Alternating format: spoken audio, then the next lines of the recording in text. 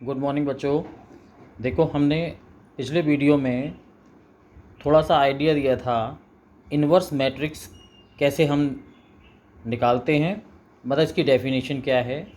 लिखते इसे A inverse हैं, इसे ए की पावर -1 नहीं पढ़ना है ना। देखो अब कैसे निकालते हैं। सबसे पहले इन्वर्स होने के लिए आप भी को क्या होना चाहिए, वर्ग यानी स्क्वायर मैट्रिक्स होना चाहिए और उसका डिटर्मिनेंट 0 नहीं होना चाहिए। अगर ऐसे आव्यूह जिनका डिटर्मिनेंट 0 नहीं होता उन्हें क्या बोलते हैं हम, नॉन सिंगुलर यानी व्युत्क्रमणीय। और फॉर्मूला क्या लगाएंगे, ए इनवर्स बराबर एडजॉइंट ए अपॉन डिटर्मिनेंट ए, है ना। क्योंकि डिटर्मिनेंट ए का डिवाइड हो रहा है तो डिटर्मिनेंट ए 0 नहीं होना चाहिए। ठीक है, तो यहाँ से भी हम अंदाज़ा लगा सकते हैं कि केवल उन्हीं मैट्रिक्स का हम इन्वर्स निकाल सकते हैं जिनका डिटर्मिनेंट 0 नहीं आता, यानी जो मैट्रिक्स कैसे होते हैं, नॉन सिंगुलर होते हैं। ठीक है, अब पेपर में कुछ क्वेश्चंस इसके ऊपर आ जाते हैं कि भाई ये दिखाइए कि ए इन्वर्स बराबर ए इन्वर्स ए बराबर आई, है ना। दूसरा कि प्रूफ करो ए बी का मल्टीप्लाई करके इन्वर्स निकालें तो किसके बराबर होगा, वो इनके रिवर्स ऑर्डर में इन्वर्स के मल्टीप्लाई के। भाई ए बी था तो पहले बी इन्वर्स आ गया फिर ए इन्वर्स आ गया, क्योंकि ये ऑर्डर इसका रिवर्स हो गया इसीलिए इसका नाम क्या है, रिवर्सल लॉ। तीसरा, किसी मैट्रिक्स का हम ट्रांसपोज करें उसके बाद इन्वर्स निकालें तो किसके बराबर होगा कि पहले इन्वर्स निकाल लो बाद में ट्रांसपोज कर दो, एक ही बात है। ये फोर्थ है, ये शॉर्ट क्वेश्चन में सवाल आता है कि एडजॉइंट ए का डिटर्मिनेंट अगर हम निकालें तो वो किसके इक्वल होगा, डिटर्मिनेंट ए की पावर n-1 के, जहाँ n क्या चीज़ है, मैट्रिक्स ए का ऑर्डर है।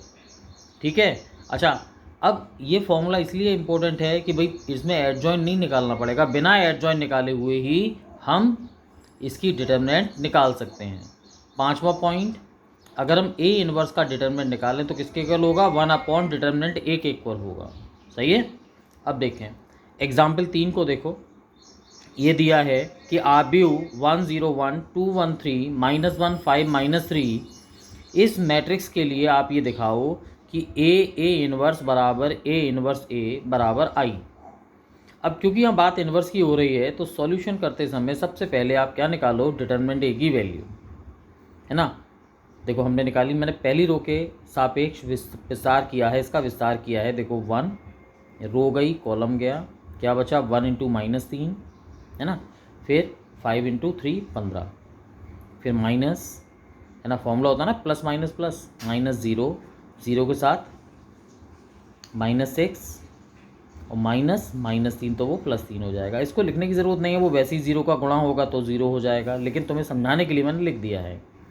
+1 ये रो गई, ये कॉलम गया, 5 2 = 10, -1 तो +1 हो गया।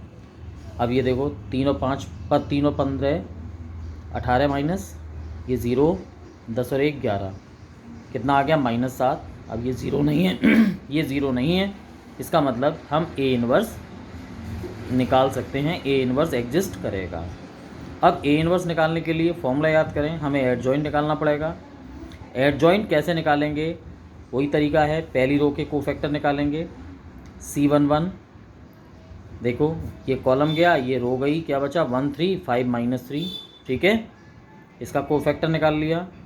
दूसरे वाले का कोफैक्टर निकाला C12, ये एलिमेंट ही तो है फर्स्ट रो सेकंड कॉलम का, ये रो गई, ये कॉलम गया, 2 3 -1 -3 और माइनस, क्योंकि वही डिटरमिनेंट होता है ना, प्लस माइनस प्लस, इसके अकॉर्डिंग चलेगा। C13 first row third column में, ये रो गई, ये कॉलम गया, 5 2 = 10 -1 तो +1 हो गया। ठीक है, सॉल्व कर लेना, ये हमारी पहली इक्वेशन आ गई। ऐसे ही हम क्या करेंगे, सेकंड रो के कोफैक्टर निकाल लेंगे। सेकंड रो के कोफैक्टर हमने निकाले, C21 C22 C23, ये हमने निकाल लिया सेकंड रो के कोफैक्टर। ठीक है, ऐसे ही रो 3 के कोफैक्टर निकाल लेंगे आप। अब कैसे निकालेंगे, देखो यहाँ मैंने लिख दिया है, नहीं पिछले वीडियो को आप देख सकते हो हम कैसे निकालते हैं। एडजॉइंट ए का डेफिनेशन क्या थी, भाई उसके एलिमेंट की जगह कोफैक्टर लिख देंगे। पहली रो पहला column C11 C12 C13 C21 C22 C23 C31 C32 C33 और इसका ट्रांसपोज। देखो ये सारी वैल्यू हमने पुट कर दी। C11 पिछले पेज पे था -18 3 और 1, ठीक है। सेकेंड रो में ये था और थर्ड रो का बच्चों ये था। आप वैल्यू पुट कर दो, ट्रांसपोज करेंगे तो ये आ जाएगा। अब ए इनवर्स का फॉर्मूला तुम्हें मालूम है, adjoint A upon determinant A. Determinant A की वैल्यू आपने लगा दी और एडजॉइंट ए आपने ये लिख दिया। ये एक आंसर तो ये आ गया। अब आपको वेरीफाई करना है क्या कि ए और ए इनवर्स को मल्टीप्लाई करेंगे तो आई आएगा। तो हमने ए इनवर्स लिया, ए की वैल्यू ये रही, ए इनवर्स हमने ये लिख दिया, ठीक है। -1/7 आगे लिख दो, इस दोनों को मल्टीप्लाई करेंगे आप तो इतना आ जाएगा -7 0 0 0 -7 0 0 0 -7। -7 कॉमन लेके काट देंगे तो 1 0 0 0 1 0 0 0 1, ये क्या बन गया आई। इसी तरीके से क्या करोगे आप, ये दिखा दोगे कि ए में ए इनवर्स का मल्टीप्लाई करेंगे तो भी आई आएगा। एग्ज़ाम में आप करके दिखा देना इसको, ठीक है। ये हमारा प्रूव हो गया कि ए इनवर्स आई और ए इनवर्स ए भी आई, ठीक है। अब हम लेंगे त्रिभुज ABC का क्षेत्रफल। देखो अब ये एक्सप्लेन कर दे रहे हैं, त्रिभुज ABC का क्षेत्रफल हमें निकालना है, जिसके हमें शीर्ष दिए हैं ABC। फॉर्मूला हम जानते हैं, बताया था मैंने, 1/2 x1y1 1 x2y2 1 x3y3 1। x1y1 इन सब की वैल्यू हमने लगा दी, ये x1y1, ये x2y2, ये x3y3, ठीक है। ये वैल्यू लगा दी। क्या किया, पहली रो के सापेक्ष हमने प्रसार कर लिया, 4 ये रो गई, ये कॉलम गया, -1 -8 ये मैंने समझा दिया था, आप एक प्रसार कर लेंगे। आंसर -57/2 आ रहा है। और ये बताया था कि अगर क्षेत्रफल माइनस में आए तो माइनस साइन छोड़ देंगे। तो क्षेत्रफल कितना हुआ 57/2, और क्षेत्रफल की इकाई वर्ग में ली जाती है तो ये हो गया वर्ग मात्रक। अब देखो नेक्स्ट एग्जाम्पल देखें, ये दिया है 3 शीर्ष हमें दिए हुए हैं और इनके त्रिभुज का क्षेत्रफल 19/2 हमें दे दिया गया है। तो हमें लैम्डा के मान निकालना है। क्या करेंगे, फॉर्मूला लगाएंगे और क्षेत्रफल की जगह हम बेटा क्या कर देंगे 19/2 लगा देंगे। देखो शीर्ष हमें ये दिए, दोबारा लिख दिए मैंने, क्षेत्रफल हमें ये दिया हुआ था। क्षेत्रफल का फॉर्मूला 1/2 x1y1 1 x2y2 1 x3y3 1। देखो x1y1 x2y2 और x3y3। अब यहाँ 19/2 है तो यहाँ पे आप क्या लोगे ±19/2, क्योंकि ये जो आंसर है ना 19/2 हो सकता है प्लस हो तो प्लस लिया जाएगा, माइनस आया होगा तो भी प्लस लिया जाएगा, इसीलिए यहाँ दोनों साइन लेके हम चलेंगे। ये मैंने लिख दिया नोट, आपको ध्यान रखना है ये, नहीं तो एक आंसर कम आएगा फिर। अब देखो 2 से ये 2 काट दो, प्रसार कर दो पहली रो के सापेक्ष, 2 ये रो गई, ये कॉलम गया, -2 -5, ठीक है। पहली रो के सापेक्ष प्रसार किया, ये प्लस के 19 आ गए। सॉल्व किया तो आपके पास आ गया -11 + 6 लैम्डा बराबर ±19। अब आपने प्लस का चिन्ह लिया एक बार माइनस का लिया। प्लस का चिन्ह लेंगे तो -11 + 6 लैम्डा बराबर 19, लैम्डा की वैल्यू 5 आ गई। जब माइनस साइन लेंगे तो लैम्डा की वैल्यू ये आ गई। ये 2 आंसर हमारे आ गए, ठीक है। अब देखो ये एग्जाम्पल भी इम्पोर्टेंट है, मतलब ये जो एग्जाम्पल मैंने बताए हैं इनमें एग्ज़ाम में इनमें से एक टाइप का क्वेश्चन तो ज़रूर आ ही जाता है। दिखाइए ए और बी हमें दिए हैं और आपको ये शो करना है कि ए बी का मल्टीप्लाई करके इन्वर्स निकालें तो वो बी इन्वर्स और ए इन्वर्स के बराबर होगा, ठीक है। कैसे, देखो इस तरह के क्वेश्चन में ज़्यादातर आपको सेकंड ऑर्डर के ही आव्यूह दिए जाएंगे जिससे कि आप आसानी से निकाल सको, नहीं तो बहुत लंबा हो जाएगा ना क्वेश्चन, मल्टीप्लाई भी करना है और इन्वर्स भी निकालने हैं 3 के। चलिए देखते हैं। सबसे पहला काम, क्योंकि यहाँ इन्वर्स की बात हो रही है तो हम इनका डिटरमिनेंट निकालेंगे। डिटरमिनेंट ए देखो 2 3 6 -5 1, ये 0 नहीं आ रहा, इसका मतलब ए इन्वर्स एग्जिस्ट कर रहा है। ऐसे ही मॉड बी निकाला, मतलब डिटरमिनेंट निकाला बी का, 6 नाम 54 -64, ये -10 आ रहा है, इसका मतलब ये भी 0 नहीं है, यानी बी इन्वर्स भी निकाल सकते हैं। अब ए इन्वर्स का फॉर्मूला क्या है, adjoint A upon determinant A, है ना। देखो ये मैंने डायरेक्ट कर दिया, आप भी डायरेक्ट कर सकते हो अगर ये सेकेंड ऑर्डर का है तो। भाई डिटरमिनेंट ए की वैल्यू तो 1 हो गई, कोई मतलब नहीं है। एडजॉइंट ए कैसे निकालते हैं 2 ऑर्डर के में, ये वाला जो डायगोनल है इसको उल्टा कर देते हैं, मतलब चेंज कर देते हैं। 3 2 3 है तो इसे 3 2 कर देंगे, देखो, और इस वाले डायगोनल के चिन्ह बदल देंगे, -1 -5, ये याद रखना। मतलब मेन डायगोनल के तो एलिमेंट को उल्टा कर देते हैं और जो दूसरा वाला डायगोनल है उसके साइन चेंज कर देते हैं। ऐसे ही बी इनवर्स निकाला, एड जॉइंट बी बटे डिटर्मिनेंट बी की वैल्यू तो -10 थी, तो 1/-10। इसका इन्वर्स कैसे आएगा, 9 6, इसको इंटरचेंज कर दिया और ये वाले डायगोनल के साइन चेंज कर दिए, राइट।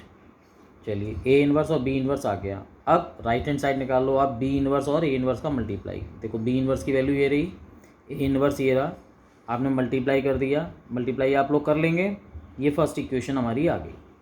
अब क्या करेंगे, ये हमने राइट हैंड साइड आप निकाल दी, अब हमें निकालना है ए बी का इन्वर्स। तो सबसे पहले क्या होगा, ए बी निकालने, पहले ए ये रहा बी ये रहा, दोनों को मल्टीप्लाई करेंगे, देखते हैं क्या होता है।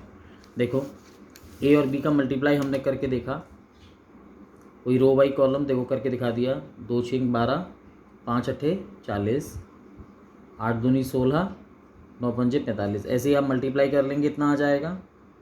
अब इसका डिटरमिनेंट निकाल के देखा हमने, इसका गुणा भाई 52 × 35 1820 आएंगे, -30 × 61 1830 आएंगे। कर लेना, ही -10 आ रहा है, ये ज़ीरो नहीं है, ठीक है। तो इसका मतलब हम ए बी का इन्वर्स निकाल सकते हैं। बात क्लियर हो रही है। अब ए बी का इन्वर्स फॉर्मूला क्या होगा, एडजॉइंट ऑफ ए बी बटे सारणिक of A B. A B का सारणिक कितना है, -10 है। एडजॉइंट ऑफ ए बी तरीका वही है, ये इस वाले डायगोनल के एलिमेंट्स को पलट दो, 35 इधर 52 इधर, ठीक है, और ये वाले डायगोनल के चिन्ह बदल दो, -30 -61। ये इक्वेशन 2 आई। देखो इक्वेशन 2 से -1/10 35 -61 -30 52, और देखो यहाँ क्या था, डी इन्वर्स ए इन्वर्स क्या था, -1/10 35 -61 -30 52, दोनों बराबर आ गए। ये दोनों बराबर आ गए, हम क्या देंगे समीकरण 1 और 2 से, ए बी का इन्वर्स बराबर B inverse A inverse, proved. ठीक है, ये बात क्लियर हो रही है यहाँ पे आप लोगों को, ये प्रूव्ड हो गया बेटा, ठीक है। चलिए अब नेक्स्ट एग्जाम्पल, आपको ए दिया है और ये दिया है कि ए है वो इस इक्वेशन को सेटिस्फाई करता है, a² - λa + 7i है ये, और इसको सेटिस्फाई कर रहा है, तो लेमडा की वैल्यू निकालनी है पहले तो, और जब लेमडा आ जाए तो फिर हमें ए इन्वर्स निकालना है इसकी सहायता से। ठीक है, कैसे, यहाँ पे a² दिया है ना, तो पहले मैं a² निकालूंगा, a का a से मल्टीप्लाई करेंगे, रो बाई कॉलम। देखो 3 तिया 9 -1 कर लेंगे आप, a² आ गया। अब ये वाली साइड ये इक्वेशन लेंगे, a² - λa + 7i = 0, a² put करेंगे, a पुट करेंगे, i पुट करेंगे, i का मतलब 1 0 0 1, ये 2 ऑर्डर का लेंगे क्योंकि a का ऑर्डर भी कितना है, 2 है, तो i का ऑर्डर भी a के ऑर्डर के समान होगा। अब क्या करेंगे, 7 का गुणा कर देंगे, 7 एकम 7 0 0 7, ठीक है। देखते हैं नेक्स्ट पेज में, देखो ये था तुम्हारे पास, लेमडा वाले को इधर ले जाएंगे, ये दोनों बचेंगे, 8 5 -5 3 और +7 0 0 7, देखते हैं ये आ रहा। चलिए अब लेमडा, ये तो एज इट इज़ लिखा रहने दो, ये 8 और 7 15, 5 और 0 5, -5 और 0 -5, 3 और 7 10, इसमें से 5 कॉमन ले लो, 3 1 -1 2, देखो ये कट गए, तो लेमडा की वैल्यू क्या आ गई, 5 आ गई, है ना, एक आंसर आ गया। अब ए इन्वर्स निकालना है, तो क्या करो, जो समीकरण तुम्हें दिया था उसमें लेमडा की जगह 5 लगा दो। ये जो समीकरण दिया था ना, a² - λa + 7i = 0, इसमें लेमडा की जगह 5 लगा दो। अब हमें क्या निकालना है, ए इन्वर्स। तो हमेशा याद रखो, जो आई वाला टर्म है उसे लेफ्ट में लिखा रहने दो, बाकी सबको राइट में ले जाओ, ठीक है। अब दोनों तरफ हम क्या करेंगे, ए इन्वर्स से मल्टीप्लाई कर देंगे, तो 7 A inverse I, 5 A inverse into A minus A inverse into a², 7 A inverse, ये ए इन्वर्स इंटू ए क्या हुआ, आई होगा, ए इन्वर्स और ए के इसमें मिलाएंगे तो वो आई आएगा, आई इंटू ए, एक ए बचेगा, और ये आई का मल्टीप्लाई करेंगे तो वही मैट्रिक्स रहता है, पता है आप लोगों को। 7 ए इन्वर्स बराबर 5, आई की जगह 1 0 0 1 माइनस ए की वैल्यू लगा दी। अब 5 का गुणा कर दिया, देखो माइनस ये एज इट इज़ लिखा रहने दिया, 7 ए इन्वर्स, 5 में से 3 गए 2, 0 में से 1 गया -1, ऐसे घटा लेंगे। अब 7 को अपॉन में ले आओ, 1/7 और 2 - 1 1 3, ये हमारा ए इन्वर्स आ गया। यानी अब आप लोगों की इन्वर्स निकालना कंप्लीट हो गया, आप लोगों को आ गया। अब देखो नेक्स्ट वीडियो में हम ये देखेंगे कि इन्वर्स की सहायता से, मतलब मैट्रिक्स मेथड से हम समीकरणों को कैसे हल करेंगे, उसका लॉन्ग क्वेश्चन भी आता है ना, तो बहुत इम्पोर्टेंट है। अभी आप इन्वर्स निकालना अच्छी तरह से समझ लो। ओके।